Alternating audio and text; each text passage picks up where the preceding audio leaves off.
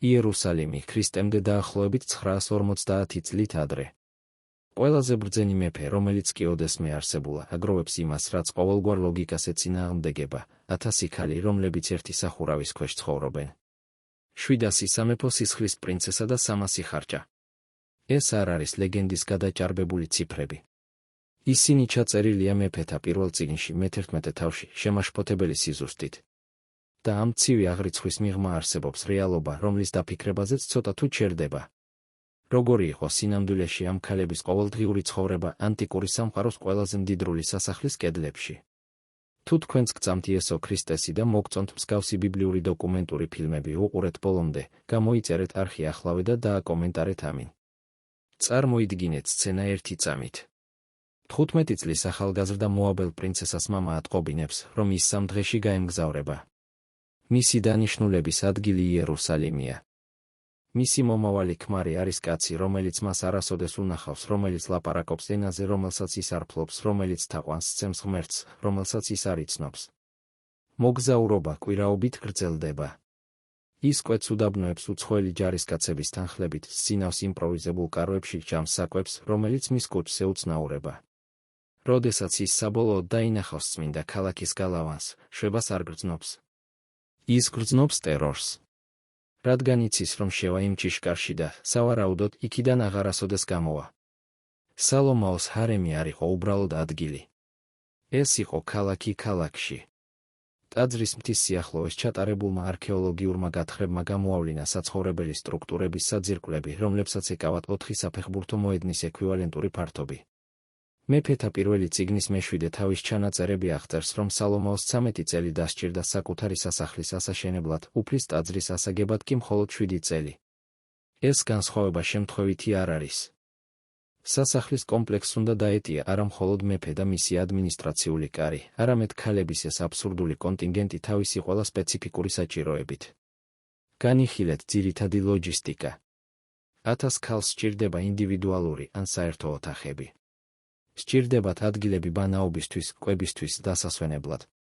სჭირდებათ პირადი მოსამსახურეები ყოველდღიურ საქმეებში დასახმარებლად.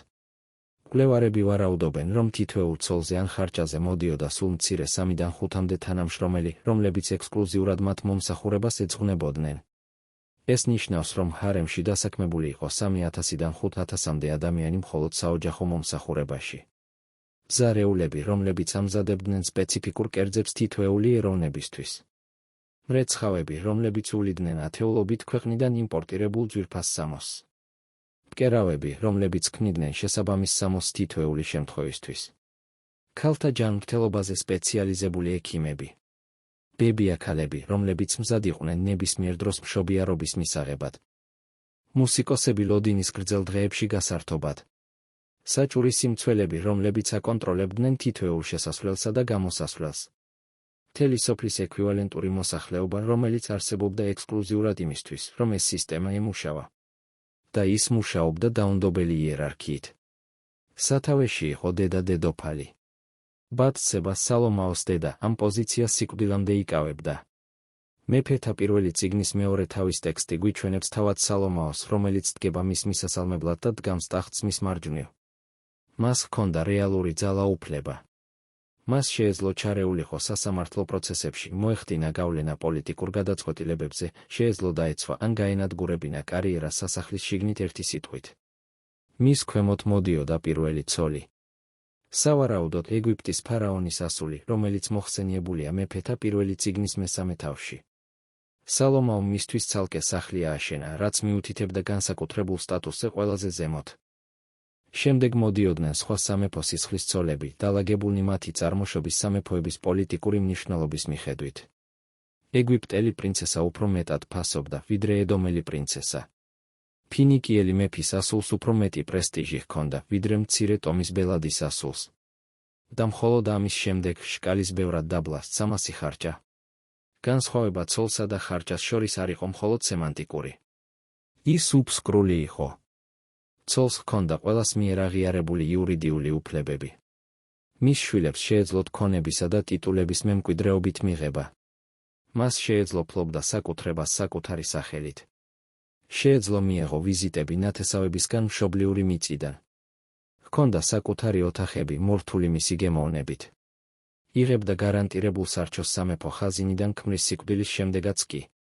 ხარჭას აბსოლუტურად არაფერი ჰქონდა ამის მსგავსი. ის იყო საკუთრება.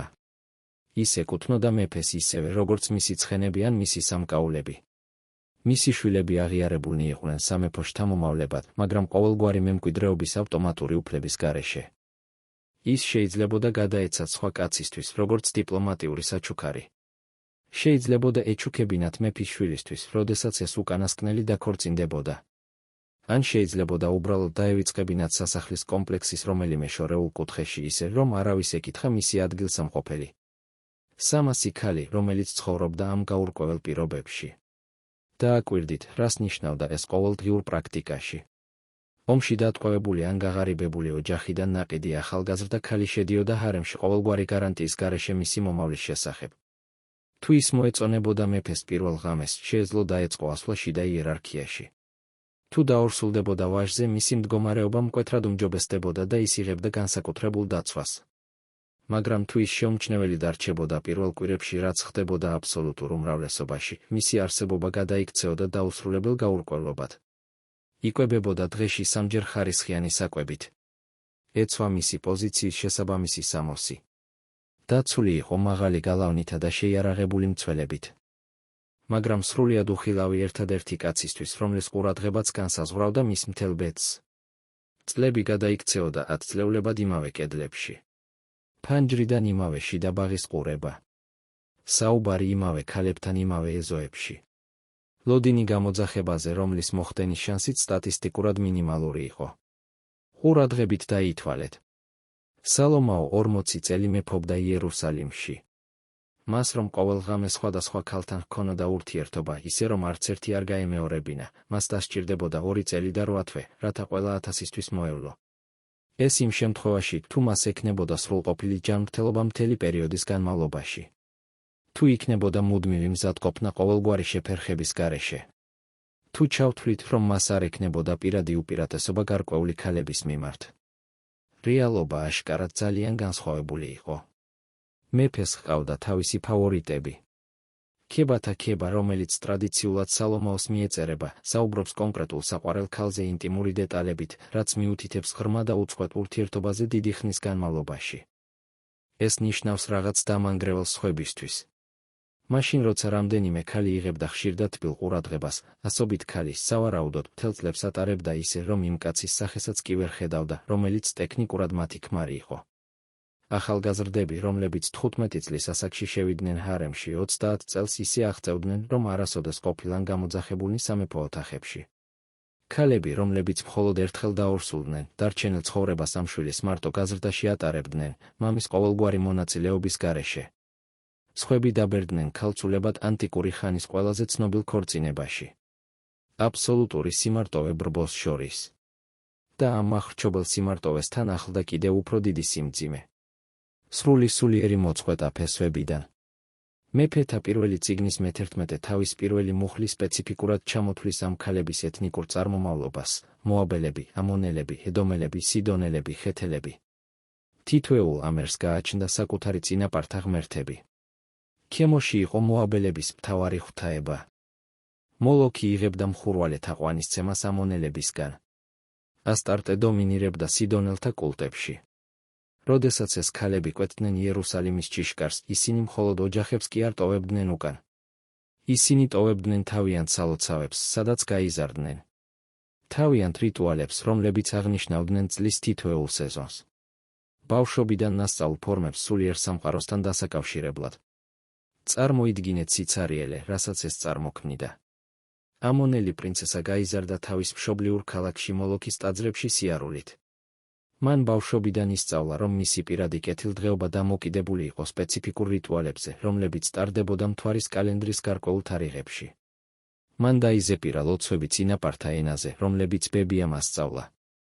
მონაწილეობდა რელიგიურ ფესტივალებში, სადაც მთელი მისი საზოგადოება იკრიბებოდა სადღესასწაულოდ. მოულოდნელად ის იერუსალიმშია, სადაც მისი ღმერთი ოფიციალურად ითვლება სისაძაგლედ. მას არ შეუძლია თავისი რწმენის ღიად პრაქტიკა მკაცრი დასჯის რისკის გარეშე. არ შეუძლია ასწავლოს თავისი წმინდა ადათ-წესები შვილებს, რომლებიც შესაძლოა ეყოლოს. მან უნდა მიიღოს მონაწილეობა ისრაელიანთა დღესასწაულებში, თითქოს ისინი მისი იყოს. მან უნდა უყუროს მსხვერპლშეწირვას იაჰვეს ტაძარში მოკრძალებული გამომეტყველებით. მან უნდა მოაჩვენოს დამაჯერებელი ერთგულება ღვთაების მიმართ, რომელიც არ არის მისი და რომელიც მას ძლივს ესმის. ზოგიერთი მართლაც მოექცა წლების განმავლობაში. რუთის მოაბელი ქალის ისტორია, რომელიც ჩაწერილია წმინდა წერილში, ამტკიცებს, რომ ეს სრულიად შესაძლებელი იყო. მაგრამ რუთმა თავისუფლად აირჩია. რუთს ძალიან უყვარდა თავისი დედამთილი ნაომი და საკუთარი ნებით განაცხადა, რომ ისრაელის ღმერთი იქნებოდა მისი ღმერთი. სალომეოს ცოლებს არ ჰქონდათ არჩევანის ეს ფუფუნება. ისინი გადაეცათ დიპლომატიური ხელშეკრულებებით, რომლებიც დაიდო მათ ბრძენ მეფესა და მეზობელ მონარქებს შორის. სავაჭრო მონეტები პოლიტიკურ მოლაპარაკებებში, სადაც მათი რელიგიური უპირატესობები არასოდეს ყოფილა გათვალისწინებული. და აქ არის გადამწყვეტი დეტალი, რომელიც ცვლის ამ ისტორიის მთელ ინტერპრეტაციას. სალომეომ ზუსტად იცოდა, რას აკეთებდა. მან იცოდა შესაძლო შედეგები. მეორე რჯულის მე-17 თავი, მოსეს რჯული მეფეების ქცევის შესახებ, კაფიოდ კრძალავს ისრაელიან მონარქს ცოლების გამრავლებას, რათა მისმა გულმა არ გადაუხვიოს უფლისგან. ეს არ იყო სურვილი სამეფოს შესასრულებელი წინადადება. ეს არ იყო ერთ-ერთი მრავალი რჩევიდან. ეს იყო ღვთის პირდაპირი მცნება, გადაცემული მოსეს მიერ სალომეოს დაბადებამდე საუკუნეებით ადრე. და სალომეო ღრმად იცნობდა თორას. სალომეოს მიღებული ჰქონდა ზეადამიანური სიბრძნე უშუალოდ უფლისგან დასამახსოვრებელ სიზმარში. სალომეო იყო დავითის ძე, იმ კაცისა, რომელიც აღწერილია როგორც ღვთისგულისმიერი. და მიუხედავად ამისა, განზრახ, გაცნობიერებულად იმ ცნების დარღვევით, რომელიც ზეპირად იცოდა, დააგროვა 1000 უცხოელი ქალი. მოტივაცია რაციონალური ჩანდა პროცესის დასაწყისში. დიპლომატიური ქორწინებები იყო ალიანსების დადების სტანდარტული ფორმა ანტიკურ სამყაროში. ასე მუშაობდა მთელ ახლო აღმოსავლეთში. მეზობელი მეფის ასულზე დაქორწინება ნიშნავდა გარანტირებულ მშვიდობას ორ სამეფოს შორის. ნიშნავდა ღია და მომგებიან სავაჭრო გზებს ორივე მხარისთვის. ნიშნავდა ავტომატურ სამხედრო თანამშრომლობას გარე საფრთხის შემთხვევაში. თითოეული ახალი სამეფო სისხლის ცოლი იყო ცოცხალი ხელშეკრულება, ცოცხალი გარანტია იმისა, რომ ორი ხალხი არ ჩაებმებოდა ომში, სანამ ის სუნთქავდა. ამ აშკარად ბრძნული ლოგიკით 700 სამეფო სისხლის ცოლი წარმოადგენდა 700 ერთდროულ ალიანსს. დიპლომატიური მშვიდობის ქსელი, რომელიც ფარავდა პრაქტიკულად მთელ ცნობილ ახლო აღმოსავლეთს. და ამან ბრწყინვალედ იმუშავა 10 წლეულების განმავლობაში. სალომეოს მეფობის სრული 40 წლის განმავლობაში ისრაელს არ ჰქონია არც ერთი მნიშვნელოვანი ომი მეზობელ ქვეყნებთან. მეფეთა პირველი წიგნის 4 თავის ტექსტი აღწერს, რომ იუდა და ისრაელი უსაფრთხოდ ცხოვრობდნენ, თითოეული თავისი ვაზისა და ლეღვის ქვეშ, დანიდან ბეერშებამდე, სალომეოს ყველა დღეს. უპრეცედენტო მატერიალური კეთილდღეობა ისრაელის ისტორიაში. აბსოლუტური მშვიდობა საზღვრებზე. აყვავებული ვაჭრობა შორეულ ქვეყნებთან. და ამ მიღწევის რეალური ფასი ჩუმად გადაეცა იმ 1000 ქალს, რომლებიც ჩაკეტილნი იყვნენ ჰარემის ოქროს დერეფნებში. მაგრამ სულიერი ანგარიშწორების დრო საბოლოოდ დადგა. და ის მოვიდა დამანგრეველი პროცენტით. მეფეთა პირველი წიგნის მე-11 თავის მე-4 და მე-5 მუხლები აღწერს ღვთიურ განაჩენს სასტიკის სიმკაფიით, რომელიც არ უშვებს ალტერნატიულ ინტერპრეტაციებს. როდესაც სალომეო უკვე მოხუცდა, მისმა ცოლებმა გული აუცრუეს სხვა ღმერთებისკენ. და მისი გული აღარ იყო სრულყოფილი უფლის, მისი ღმერთის მიმართ, როგორც იყო მამამისის, დავითის გული. სალომეო გაჰყვა ასტარტეს, სიდონელთა ქალღმერთს. გაჰყვა მილქომს, ამონელთა სისაძაგლეს. ააგო სამსხვერპლოები ქემოშისთვის მთაზე, რომელიც იერუსალიმის წინაა. იგივე გააკეთა მოლოქისთვის, ამონელთა ძეთა სისაძაგლისთვის.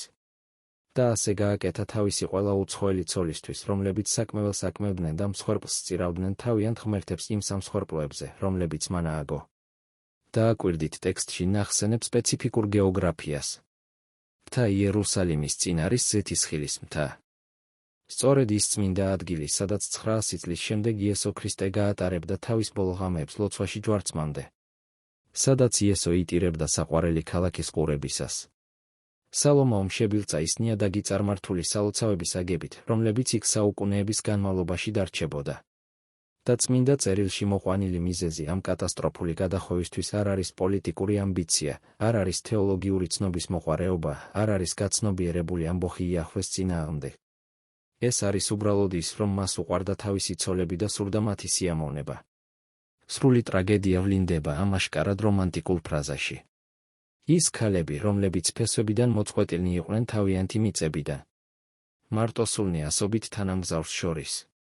მოკლებულნი იმ რწმენის პრაქტიკას, რომელსაც საქმიდან იცნობდნენ. საბოლოოდ იპოვეს გზა დაებრუნებინათ რაღაც იმისგან, რაც დაკარგეს. მათ დაარწმუნეს დედამიწის ყველაზე ბრძენი მეფე ის, ვისაც შეეძლო უარი ეთქვა ნებისმიერი ადამიანის ნებისმიერ თხოვნაზე, აეშენებინა ტაძრები, სადაც ისინი საბოლოოდ შეძლებდნენ თაყვანი ეცათ იმ ღმერთებისთვის, რომელთა პატივისცემაც დედებმა ასწავლეს. მათ ეს არ გაუკეთებიათ ისრაელის წინააღმდეგ გათვლილი ბოროტებით. არ არსებობდა შეთანხმებული უცხოური შეთქმულება. მათ ეს გააკეთეს წლების განმავლობაში დაგროვილი სულიერი სასოწარკვეთილების გამო. ბავშვობიდან ნაცნობი რიტუალების აუტანელი მონატრების გამო. ადამიანური ძირითადი საჭიროების გამო დაკავშირებოდნენ რაღაცას, რაც მათზე დიდია. და სალომო, რომელიც უნდა ყოფილიყო ისრაელის რწმენის შეურყეველი მცველი, დათმო იმის გამო, რასაც სიყვარულს ეძახდა. დამახინჯებული, მესაკუთრული, ეგოისტური სიყვარული, რომელიც არასოდეს უნდა არსებულიყო ასეთი აბსურდული მასშტაბით. რადგან კარგად დაფიქრდით. სალომოოს გულწრფელად რომ ხვარებოდა ის ქალები, როგორც პიროვნებები, ის არ დააგროვებდა იმდენს, რომ მათი გაცნობა სტატისტიკურად შეუძლებელი გამხდარიყო. ის არ შექმნიდა ინსტიტუციურ სისტემას, სადაც უმრავლესობა მუდმივ დავიწყებაში იცხოვრებდა სიკვდილამდე. ის არ გამოგლეჯდა ასობით მათგანს მშობლიური მიწებიდან, რათა მოეთავსებინა გადაჭედილ ჰარემში, სადაც ისინი სასტიკად იბრძოლებდნენ სამეფო ყურადღების ნამცეცებისთვის.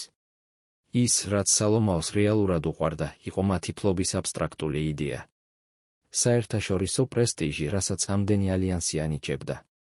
პოლიტიკური ძალაუფლება, რასაც ეს დიპლომატიური ქსელი უზრუნველყოფდა. დამათრობელი შეგრძნება იმისა, რომ დააგროვა იმაზე მეტი ქალი, ვიდრე ისტორიის ნებისმიერმა სხვა მეფე მოდესმე შეძლო. ეკლესიასტეს მეორე თავი ძლიერად მიგვანიშნებს, რომ თავად სალომოომ საბოლოოდ აღიარა ეს სიცარიელე. წიგნის ავტორი, რომელიც ტრადიციულად გაიგივებულია მეფესთან მისი ცხოვრების ბოლო წლებში, მეთოდურად ჩამოთვლის ყველაფერს, რაც ათწლეულების განმავლობაში დააგროვა: დიდებული სახლები, ნაყოფიერი ვენახები, აყვავებული ბაღები, მრავალრიცხოვანი მსახურები, აბსურდული რაოდენობის ვერცხლი, უთვალავი ოქრო, მომღერალი კაცები და ქალები გასართობად და კაცთა ძეთა სიამენი, ქალები და ქალები მრავლად. და შემდეგ სიმწარით აცხადებს, რომ ყველაფერი იყო ამავება და სულისკვეთება. არაფერი იყო სასარგებლო მზის ქვეშ. თავისი ეპოქის ყველაზე მდიდარმა და ბრძენმა კაცმა ცხოვრების ბოლოს უკან მოიხედა და მხოლოდ სიცარიელე დაინახა. მაგრამ ასევე დაფიქრდით იმაზე, თუ რა დაემართათ იმ 1000 ქალს, როდესაც სალომო საბოლოოდ მოკვდა. ანტიკური სამყაროს მკაცრი პროტოკოლი აბსოლუტურად დაუნდობელი იყო ამ ასპექტში. მკვდარი მეფის ხარჯებსა და ცოლებს სხვა კაცი ვერასოდეს შეეხებოდა, რადგან ეს სიმბოლურად ტახტის პრეტენზიას ნიშნავდა. სამუელის მეორე წიგნის მე-16 თავი აღწერს, რომ აბესალომმა, როდესაც სცადა დავითის სამეფოს მიტაცება, საჯაროდ წაიყვანა მამის ხარჯები ძალაუფლების დემონსტრირებისთვის. ამ აქტმა დალუქა სამოქალაქო ომი. ამ პრეცედენტის გამო სამეფო ქვრივებს სამუდამოდ ეკრძალებოდათ ახალი ურთიერთობები. სალომო ზოგიერთ ქალს, რომლებსაც ჰყავდათ გავლენიანი ზრდასრული შვილები, შეეძლოთ წასულიყვნენ მათ მფარველობაში საცხოვრებლად ცალკეულ სახლებში. სხვები, რომლებსაც ჯერ კიდევ ჰქონდათ რელევანტური პოლიტიკური კავშირები, შესაძლოა მოეხერხებინათ მშობლიურ მიწებზე დაბრუნება როგორც ქვრიველჩებს. მაგრამ აბსოლუტური უმრავლესობა დარჩა ეგზისტენციალურ გაურკვევლობაში, რომელიც იმაზე უარესი იყო ვიდრე მანამდე. მეფის ოფიციალური ქვრივები ისე, რომ არასოდეს ყოფილან მისი ჭეშმარიტი ცოლები. სამეფო ხაზინის მიერ შენახულნი იურიდიული ვალდებულებით, მაგრამ ყოველგვარი ფუნქციის გარეშე სასახლეში. მიზნის გარეშე, რომელიც გაამართლებდა მათ დღეებს. ხელახალი დაწყების ან თავისუფლების იმედის გარეშე. 40-50 წლის ქალები, რომლებიც მხოლოდ ბუნებრივ სიკვდილს ელოდნენ დერეფნებში, რომლებსაც მეფეები აღარ სტუმრობდნენ.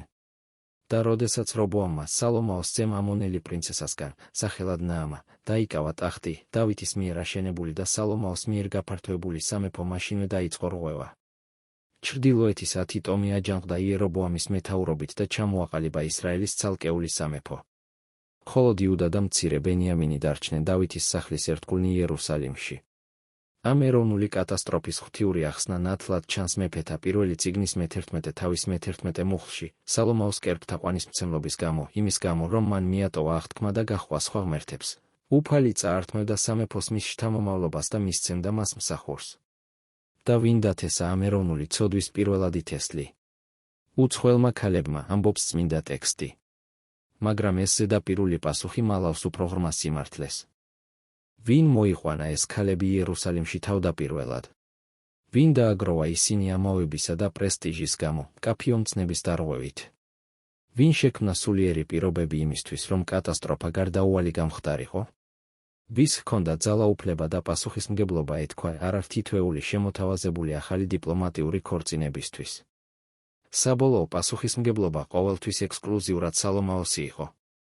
აქ არის შემაშფოთებელი კანონზომიერება, რომელიც ეხმიანება მთელ წმინდა წერილს დასაწყისიდანვე. როდესაც ადამმა შესწოდა აკრძალული ნაყოფის ჭამით ედემის ბაღში, მისი პირველი რეაქცია იყო ბრალის გადატანა ევაზე. დედაკაცმა, რომელიც მომეცი თანამგზავრად, მან მომცა ხისგან და მე შევჭამე. როდესაც სალომაო გადაუხვია კერპთა ყვანისმცემლობისკენ ცხოვრების ბოლოს, ტექსტი თითქოს მსგავს კანონზომიერებას მიჰყვება ქალების, როგორც მიზეზის ხსენებით.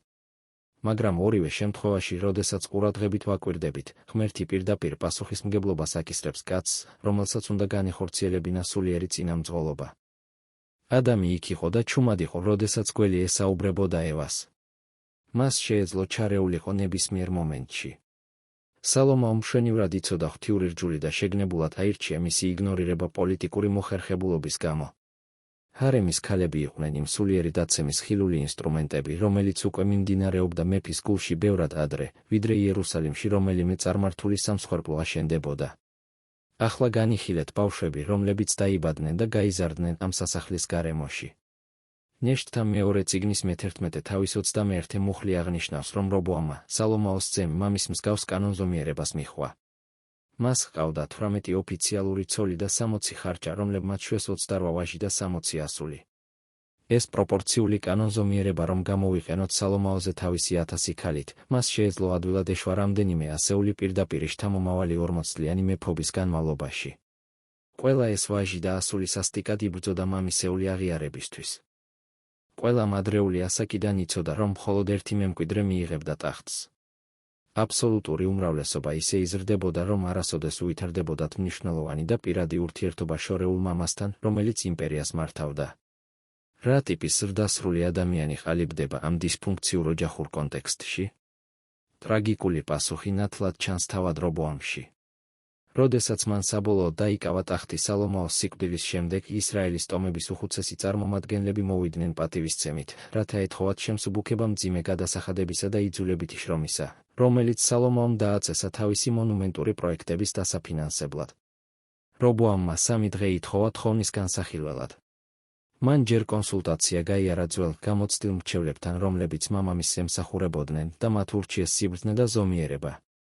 თუ დღეს იქნები ამ ხალხის მსახური და მოემსახურები მათ, ისინი იქნებიან შენი მსახურები სამუდამოდ. შემდეგ რობოამმა კონსულტაცია გაიარა იმ ამპარტავან ახალგაზრდებთან, რომლებთან ერთადაც გაიზარდა სასახლის დერეფნებში, სხვა ცოლებისა და ხარჭების შვილებთან, როგორიც თავად იყო. მათ ურჩიეს ძალის დემონსტრირება და კიდევ უფრო მეტი სიმკაცრე, ვიდრე მამის დროს. რობოამმა აირჩია ახალგაზრდები.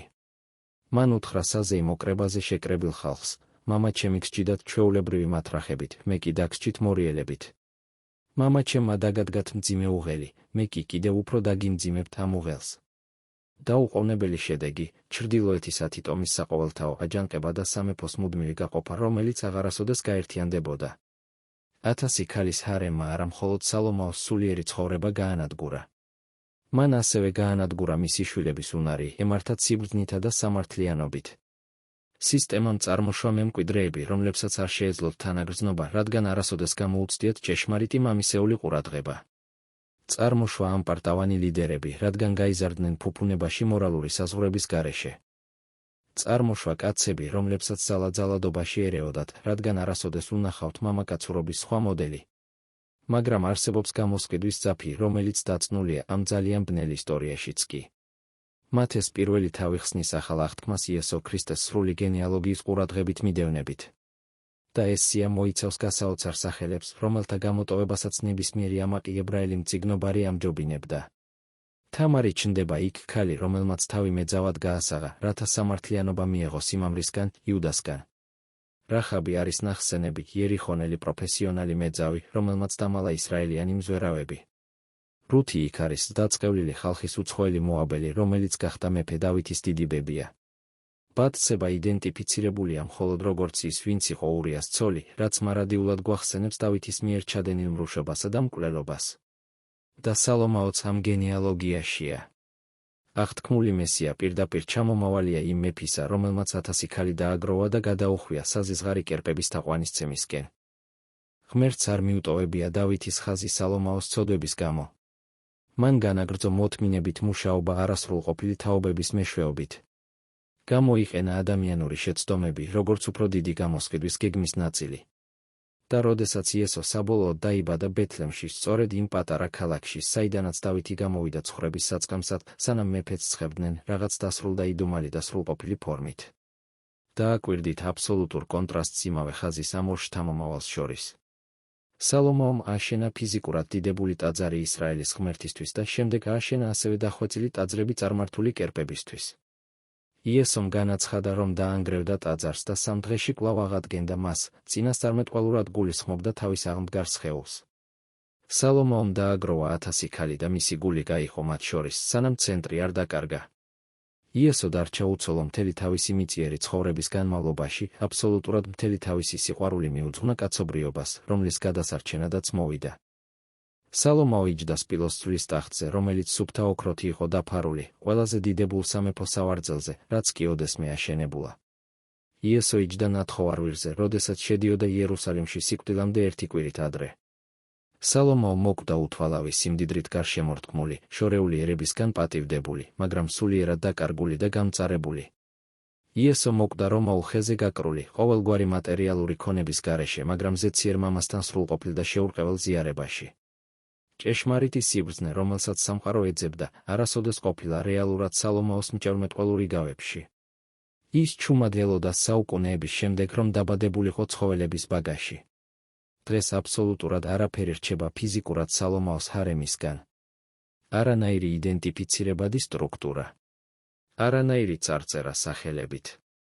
არანაირი არტეფაქტი კატალოგიზებული მუზეუმში. 1000 ქალი სრულიად გაქრა ისტორიული მეხსიერებიდან ისე, რომ არ დაუტოვებიათ ინდივიდუალური სახეები ან პირადი ისტორიები. ჩვენ ვიცით მხოლოდ ის, რომ ისინი არსებობდნენ, რადგან წმინდა ტექსტმა ისინი ციფრული სიზუსტით დათვალა. 700 სამეფო სისხლის ცოლი. 300 დაბალი სტატუსის ხარჯა. 1000 ადამიანის სული, რომლებმაც იცხოვრეს, იტანჯნენ, დაბერდნენ და მოკვდნენ კედლებში მოქცეულნი, რომლებიც ასევე აღარ არსებობენ. მაგრამ ტაძრები, რომლებიც სალომაომ ააშენა მოლოქისთვის.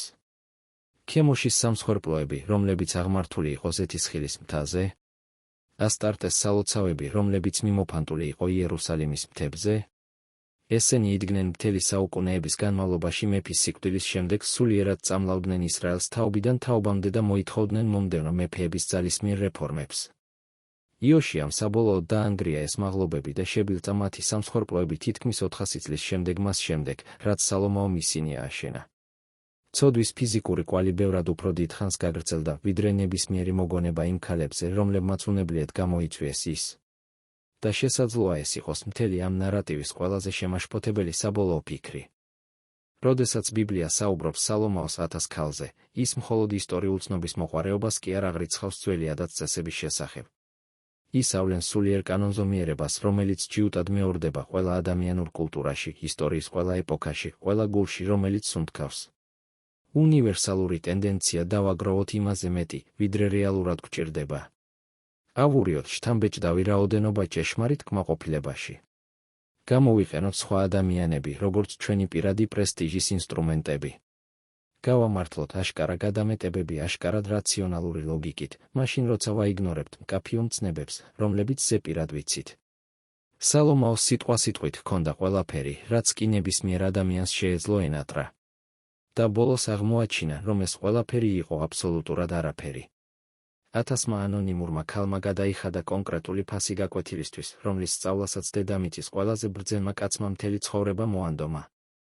და მიუხედავად ამისა, ეკლესიასტეს დასკვნით სიტყვებში დასკვნა არ ახსენებს სპეციფიკურ სინანულს იმ ტანჯვის გამო, რომელიც მან მათ მიაყენა. მხოლოდ ზოგად და უპიროვნო რეკომენდაციას ღვთის შიშისა და მისი მცნებების დაცვის შესახებ. ქალთა ტანჯვა, რომელიც ჩუმად ინარჩუნებდა 40 წლის პოლიტიკურ მშვიდობას, ქრება ტექსტის სტრიქონებს შორის უხილავი და იგნორირებული ბოლომდე. მაგრამ ღმერთმა დაინახა თითოეული მათგანი. ღმერთი ყოველთვის ხედავს უხილავებს, რომლებსაც ოფიციალური ისტორია ივიწყებს. მარგინალიზებულებს, რომლებსაც ძლიერნი უგულებელყოფენ. გამოყენებულებსა და მიტოვებულებს, რომლებსაც არავინ იცავს. და როდესაც მან საბოლოოდ მოავლინა თავისი მხოლოდ შობილი სამყაროში, მან შეგნებულად აირჩია ოფიციალურ გენეალოგიაში ჩაერთო ქალები, რომლებსაც იმდროინდელი რელიგიური საზოგადოება ღიად ეზიზღებოდა. მუდმივი მტკიცებულება იმისა, რომ არც ერთი ადამიანური ისტორია არ არის ზედმეტად მცირე იმისთვის, რომ მნიშვნელობა ჰქონდეს გამოსყიდვის მარადიულ გეგმაში. სალომაოს 1000 ქალს არ აქვს სახელები ჩაწერილი არც ერთ დოკუმენტში, რომელიც გადარჩა. მაგრამ თითოეულ მათგანს აბსოლუტურად ჰქონდა სახელი, წარმოთქმული ბაგეებით, რომლებსაც ის უყვარდათ. თითოეული მათგანი ინდივიდუალურად იყო ცნობილი შემოქმედი ღმერთისთვის ჯერ კიდევ დაბადებამდე. და თითოეულმა რაღაც იდუმალი გზით, რასაც ადამიანური თეოლოგია ბოლომდე ვერ ხსნის, მიიღო მონაწილეობა ხანგრძლივ ისტორიაში, რომელიც საბოლოოდ მიგვიყვანდა მთელი და კარგული კაცობრიობის გამოსყიდვამდე. არა როგორც დრამის გაცნობიერებული პროტაგონისტები. არამედ როგორც ფერადი ძაფები უზარმაზარ გობელენში, რომლის ჭვრეტაც მხოლოდ ღვთიურ მქსოველს შეუძლია სრულად დასაწყისიდან დასასრულამდე. ეს არის სალომაოს 1000 ქალის ცხოვრების შესახებ საზარელი და უცნაურად იმედისმომცემი სიმართლე. ისინი დაივიწყეს კაცებმა, რომლებმაც დაწერეს ისტორია. ისინი მარადიულად ახსოვს ღმერთს, რომელიც წერს